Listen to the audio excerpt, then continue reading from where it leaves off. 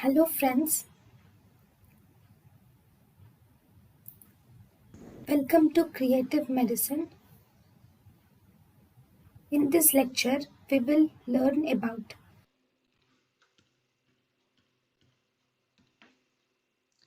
Now, herpes zoster keratitis.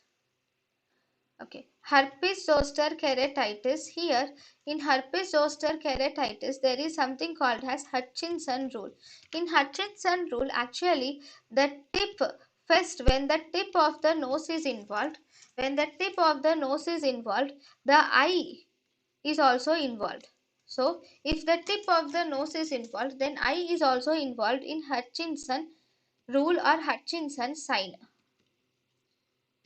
So whenever there is involvement of the tip of the nose, even the eye will also get involved with ulcerative lesions in Hutchinson's keratitis. Why is this occurs? Because of the common nerve involvement, that is, there is involvement of nasociliary nerve is responsible for these ocular complications in herpes zoster keratitis with Hutchinson's rule sign.